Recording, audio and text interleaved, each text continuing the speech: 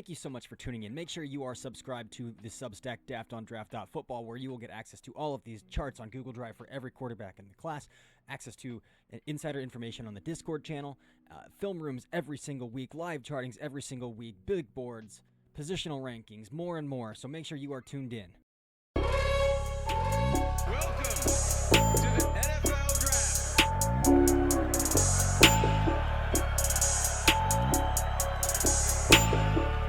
Welcome back into another episode of the Daft on Draft podcast. Again, this is kind of our weekly hangover episode where we give ourselves an extra day to digest the film from last week, even if it was just 4 playoff games to really get into. But we are going to talk about the first round of college football playoffs here and break down NFL draft implications that we saw. Again, I'm never doing that alone. So, James, man, welcome back in. How are you feeling? Feeling great. Holidays, Christmas is just around the corner, so excited for that. Enjoyed breaking down the first round and looking forward to these next matchups. Some pretty high profile matchups individually and team wise. Yeah. We'll next week is really going to be a big one. Big one for sure. In terms of NFL draft applications, because we've got some fun matchups to talk through, and that'll be tomorrow's episode, or I guess Friday's episode. There are only 3 episodes because of Christmas this week. But so let's go through this here. Let's start with the 2 smaller ones first. Let's start with Ole Miss versus Tulane. James, initial thoughts from this performance. So my 2 game balls from here would be the tight end Daquan Wright. Had a nice performance, and then Stribling, the receiver. I like Stribling. I thought he really stood out. I watched the offense. It's hard to really. I treat this, even though it is a playoff game, competition wise, I don't even really treat it like an SEC just regular season game. So, Ole Miss had about as identical of a performance as you could have, I think, for 2 matchups. So be excited to see them against Georgia. Yeah, me too. I that Ole Miss team feels like a sleeper cell unit. Both them and Oregon both kind of do. I think they really have this rally cry around what happened with Lane, where they all seem to be super bought in. And so they seem like a tough team to beat. Again, it was Tulane, but they're a team that puts up points in gobs and has put up points in gobs time and time again. And so they've really got that sleeper cell kind of feel to them. Again, I'm gonna get really deeper into charting like the mid to late tier quarterbacks in this class, but Trinidad Chambliss is really fun. I know he's applying for a waiver. I'm not overly confident he's going to get one to go back to school. But I know he is applying for one, but he's going to be one of those guys that I'm going to be pretty high on in relative terms, right? In that 4th, 5th round tier of quarterbacks of this is where you draft guys to have backup quarterbacks under contract for 4 years on a rookie deal. He's going to be one of my favorite in those tiers for sure. Some other names that I jotted down in this game, I had Daquan Wright and De'Zhaun Stribling as well. De'Zhaun Stribling gives me I just have this feeling Stribling's going to be this guy that's going to go to the NFL, and he's going to find a power slot role, or he's going to find some very carved out role, make an impact early, and we're going to be why did this guy go day 3? He just has that vibe to him. He's really strong after the catch, transitions from receiver to ball carrier really well, and he has that power slot kind of build to him. So to me, he's a really interesting one. A lot of his tape is just hitches and yak, essentially, which is kind of that's endemic of the Ole Miss offense, not really him specifically. Right. So keeping an eye on him against Georgia, because if he makes a little run here in the playoffs, we might be talking about. I mean, he's going to get it. He already is invited to Shrine. He'll be at Shrine, so he's going to be a player we'll talk about at Shrine a little bit too. Hopefully, talk to at Shrine, which would be really awesome as well. So, and then Diego Pounds stood out to me again. I continually just want to like him. I'm not going to be high on him, but he does it in terms of a day 3 developmental offensive tackle. Diego Pounds is what they look like. Like, he is the ball of clay that you want to draft and be like, I can fix him. Had a really strong game against Tulane, so we'll see how it looks against Georgia this week. But Diego Pounds is the other one that I wanted to shout out there at the end there as well. All right, let's move on to Oregon versus James Madison. Scoreboard was a little more, James Madison, credit to them because they didn't quit and they kept punching back in the second half. I think Oregon took the foot off the gas a little bit, but that first half from Dante Moore was about as perfect as it could have been. Yeah. I mean, I went through and I recharted it today, man, and just green everywhere. And now, from a weighted on target percentage perspective, we're nearing territory where Fernando Mendoza, Dante Moore is nearing my highest weighted on target percentage total ever. Like, if he has another good game, even in a loss, like, he could break that, which is Jaden Daniels currently. Jaden Daniels is currently the most accurate passer that I've ever charted. Um, so Moore's getting close. Moore's getting close there. Yeah, Moore was so clean. He had the interception at the end there, in the red zone, right side of the field where he was getting hit, kind of lofted it up, but um, had a few just perfect deep throws to Malik Benson, I believe, number 4. I mean, just great deep throws, very accurate down the seam. I was really impressed with what I saw from Kenyon Sadiq. Didn't get targeted a lot, but there was actually one of Dante Moore's touchdowns. He threw a contested throw down the left sideline, but had Kenyon Sadiq wide open down the seam. And then Sadiq had a great performance as a blocker. Hmm. Yeah, my 2 game balls for Oregon would be Dante Moore and Kenyon Sadiq for sure. Yeah, Sadiq made that adjusted along the boundary. That catch along the boundary, he adjusted the ball. That was Yeah, fantastic. But my after draft from last week about Jamari Johnson outproducing Kenyon Sadiq in the college football playoffs is true through 1 week here. So yeah, Jamari Johnson, 1 catch, 41 yards and a touchdown. But beautiful he catch. beautiful catch, ripped the seam. So it was a beautiful catch. I continue to think that Jamari Johnson would be the second tight end off the board if he declares. I agree. I don't have a lot of hope that he's gonna declare as a redshirt sophomore, but if he puts together, again, strong performance here, we might force some fun conversations. Other names that I jotted down on the offensive side of the ball, um, we're firmly in day 3 territory with Isaiah World now, right? Oh yeah, Like, firmly day 3 territory. For a guy that was getting first round buzz, top 10 buzz, summer scouting, it's scary hours for Isaiah World, left tackle for Oregon. yeah. He was struggling. I thought that the center Iapani, I think he's firmly in day 3 territory, if he wasn't already. He announced he's going back to Um, school as well. oh So, really? yes, Okay. sir. And then I thought Pregnon had a solid game. Harkey kind of is what he is. Yep. Yep. Fair enough. All the way across the board there. Oregon's going to have like their entire stable of receivers are going to be like day 3 drafted players, but I think they're all going to find like little roles in the NFL. Yeah, I mean, shouldn't McClellan and Benson. uh, Yeah, all of the receivers should be back to school, right? they should be. Gary Bryant, I know, is not, but he's often hurt. Let's see real fast. That'll take me 2 seconds to find out. So Malik Benson is a senior. Gary Bryant Jr. is a redshirt senior. Jeremiah McClellan is a redshirt freshman. So yeah, he'll be way back. But Benson and Bryant, no. Yeah, DK will be back, Yeah, DK's a true obviously. freshman, right? Also, him playing already is absurd. Like, Yeah. there was rumors that he tore his ACL, which he clearly didn't tear his ACL if he was playing again. But real crazy stuff there. Real crazy stuff. Defensively for Oregon, what do you have? I marked down Amori Washington and Dylan Dieneman personally.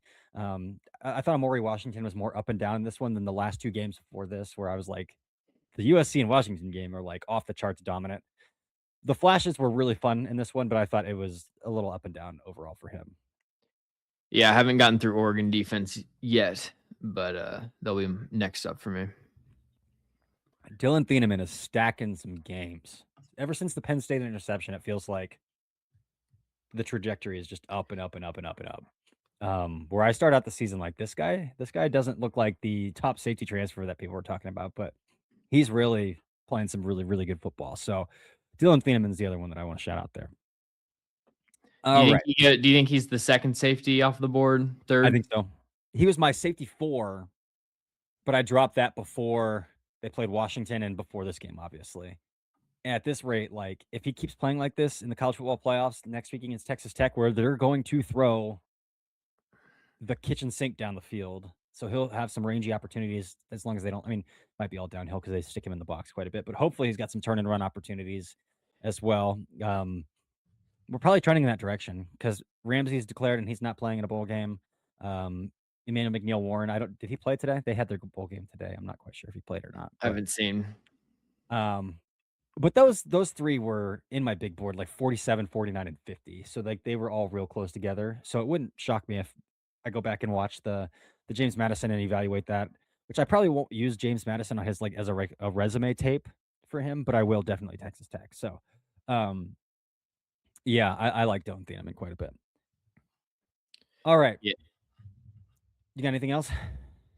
Yeah, I've got Thieneman 25, and then Oh, I've wow. got Ramsey and Emmanuel McNeil Warren in the 30s and 40s, like you have AJ Halsey, Bray Hubbard. Um, but then it's really deep this year because guys on day 3 like Saki Wheatley, Amari Farrell, Jalen Husky out of Maryland, I really like. So there are a lot of options for different schemes. Yeah, it's a great safety class. Great safety class. Like, I bet Zakee Wheatley ends up going day 2 as well. Yeah. So, all right, let's get to the meat of this one. Let's start with the Friday night game, the opener here with Alabama, Oklahoma, which it started out looking like Bama was ready to pack it in. They went down 17 nothing early. Finds a way to fight all the way back and win this game. From a Ty Simpson perspective, it's a step in the right direction. Did you watch Bama Yeah. offense? Yeah, so step in the right direction. Hmm. I thought his eyes were still working a little bit slower than what I would hope they would be working, and I thought his feet were a little happier than I hoped they would have been in this one as well. Did you have similar thoughts? Yeah, I think it was like you said, a step in the right direction. I just don't know that it's enough to offset what's you know 3 or 4 consecutive not really draft worthy Right. performances. I think that it's obviously promising for next year, but I look at it as it I look at it as promising for like next year wherever he transfers or returns to Auburn or returns to Alabama because I don't really see him as realistically being in this class, but for this year's playoff run, obviously it's like he has to return to early season form because they can't run the ball. But yeah, great to see them kind of overcome their issues that they've had against Oklahoma. Yeah, I think we see the Ty Simpson thing a little bit different. I think he's almost pigeonholed into declaring because again, if he does go back, they're going to tell him to transfer. But like, is a guy who spent 3 years as a backup gonna transfer, or is he gonna say like, "I've been Alabama for life this far. I'm not gonna play anywhere else other than Alabama."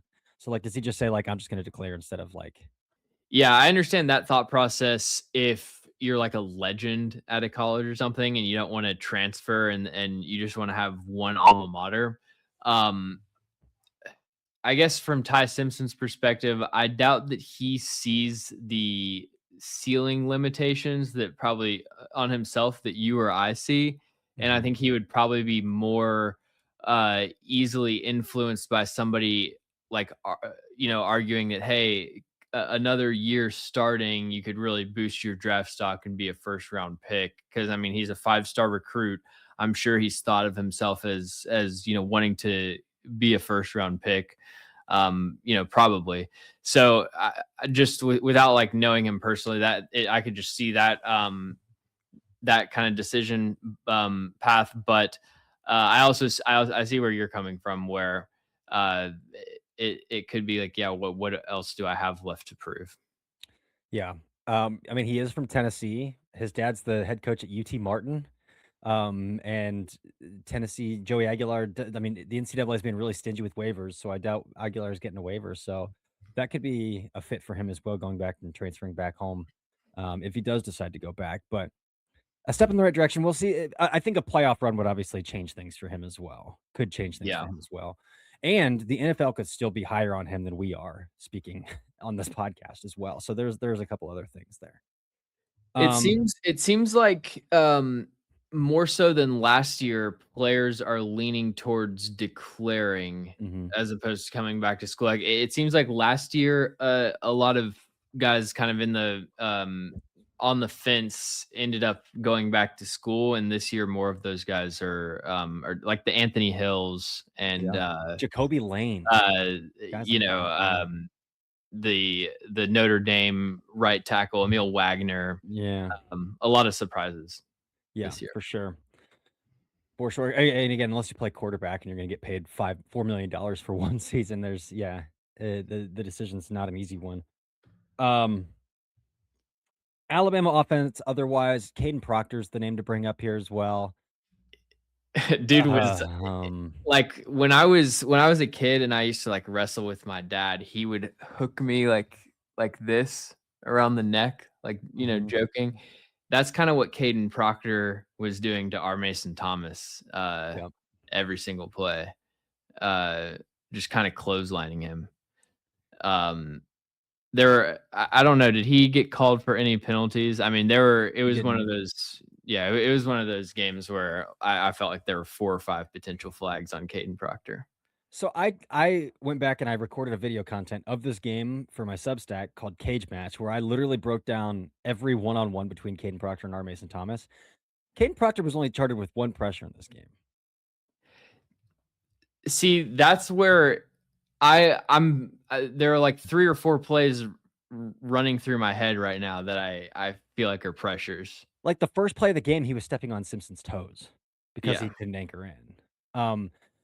I just struggle so much with Caden Proctor, man. Somebody's gonna draft that guy first round, and somebody's gonna draft him with the idea that this is their franchise left tackle, and I can't draft a franchise left tackle who cannot vertically set or set wide without straining. Like, what kind of franchise left tackle is just realistically gonna short set everybody? It's not gonna happen.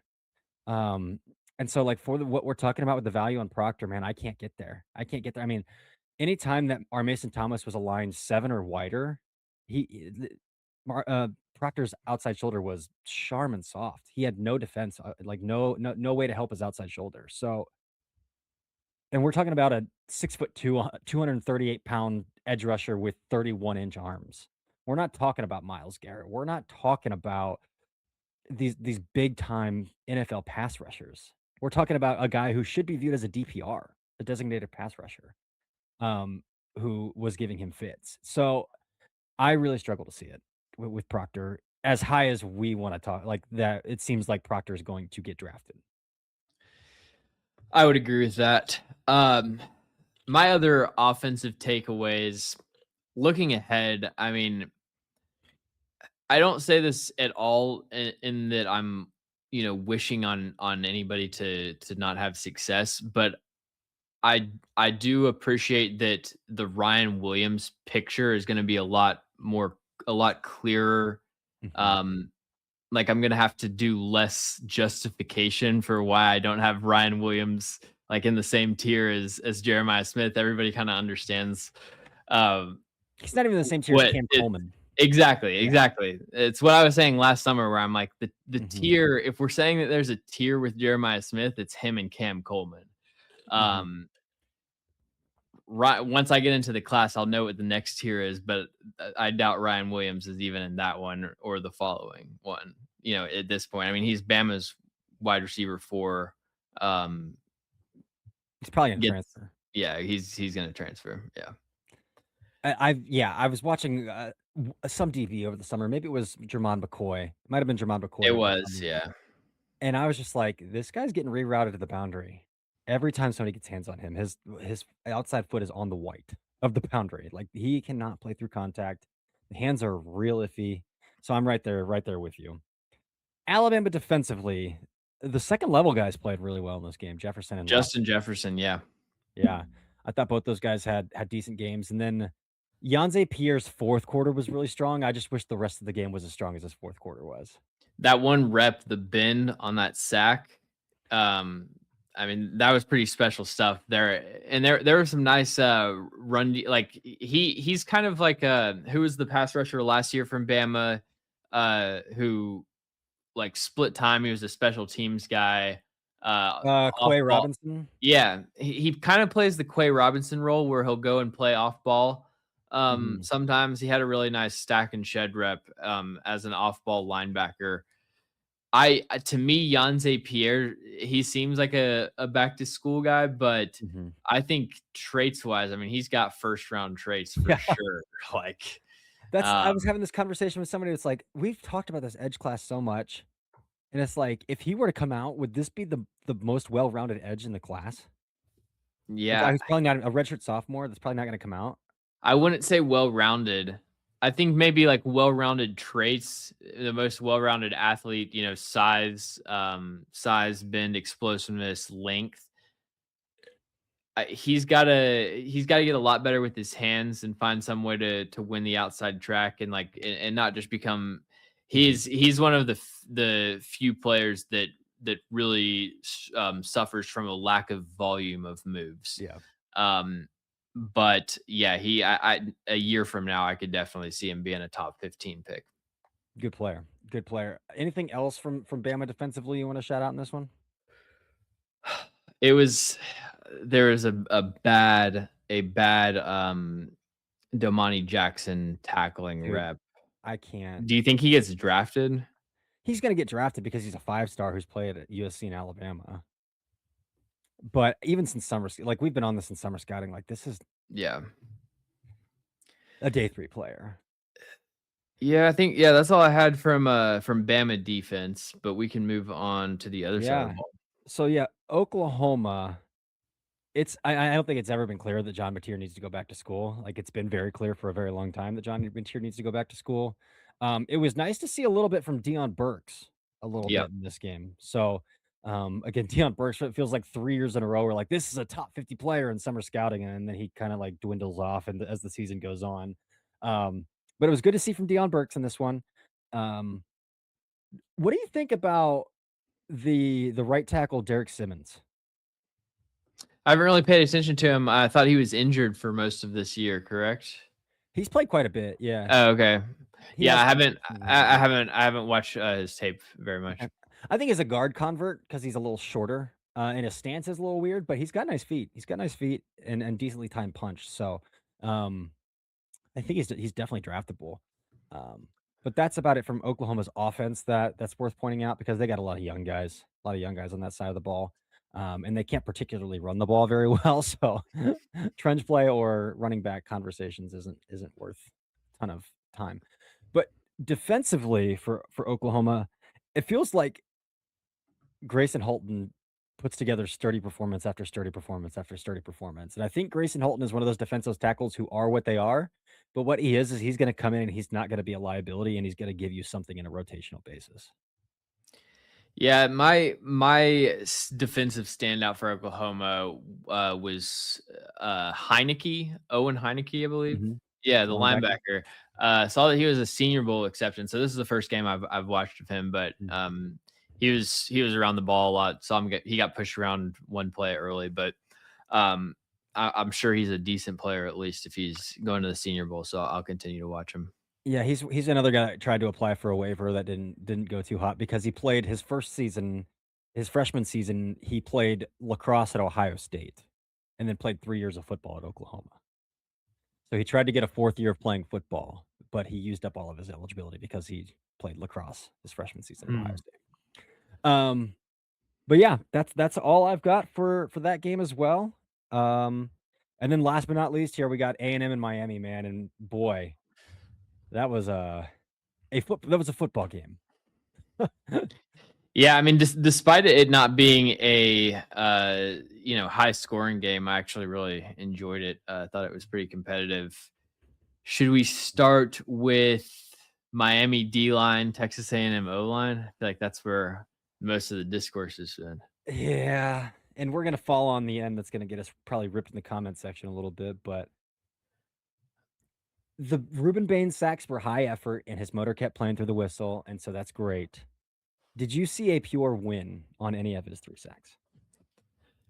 Not on his sacks. There was like 1 or 2 wins, just in general. Like there was one really Mhm. early in the game. But no, it was mostly like Akeem Mesidor winning and then Yep. he's containing, which is on a lot of the play, like on a couple of the plays, that's his job. Like they're running a Right. D-line game, so it's not a criticism that he's doing what he's supposed to do. But yeah, from just if you're looking at that, like who had the best, most impressive individual one-on-one performance, it's His Akeem best one. Mesidor Yeah. He had for like sure. 11 pressures in this And game. yeah, I hate when people say and it's not even close, but it's not even close Right. Right. I thought the one-on-ones against Trey Zune between Bane and Zune, I thought Zune more than held his own for when they sure. went one-on-one. And that makes What me really bullish about Zune as a potential guard convert. So Zune accepted a Senior Bowl invite, so I'm hoping to see in a phone booth, what does this guy look like where he's not forced with this 31-inch arms to set set 45 and give up a huge gaping hole back across his face. So, Yeah, except Mesidor got him with that long arm, yeah.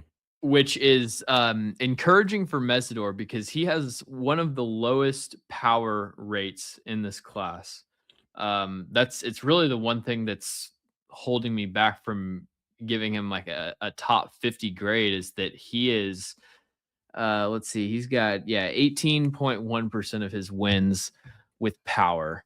Very, very high on the inside moves, which you saw even in this game. Like Mhm. I tweeted out a cut up of Mesidor and a lot of the pressure, like some of the pressures I didn't include were because he got a pressure on an inside move, but then it resulted in Marcel Reed scrambling for 15 yards because he, Yeah, he gave up the lane. But um, yeah, encouraging from Mesidor on that front.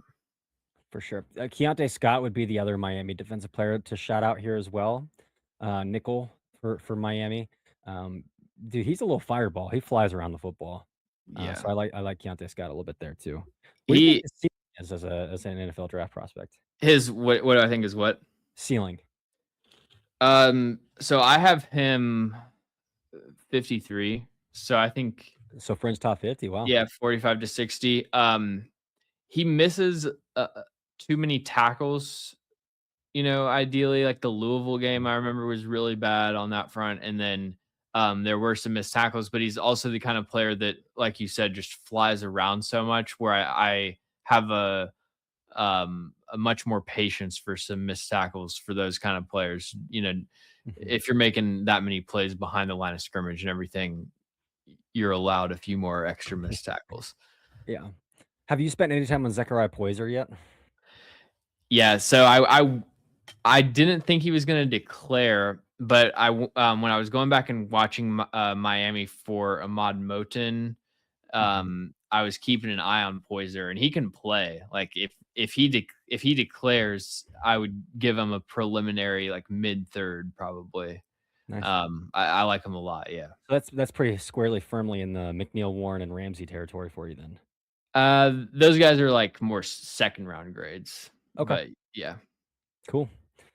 All right, flipping it here. We're gonna talk about my or Texas A&M offense. We talked about Zune a little bit. The crown over Oh buzz should yeah, probably come to an end. Should yeah. probably come like again. I say Diego Pound is like my ideal developmental tackle, and I want to put Crown over in that tier, but Crown over might be even a tier below that tier. Maybe he's in that tier. He's a converted tight end. Maybe he's your developmental tackle to take too. But I don't think he's anything more than that.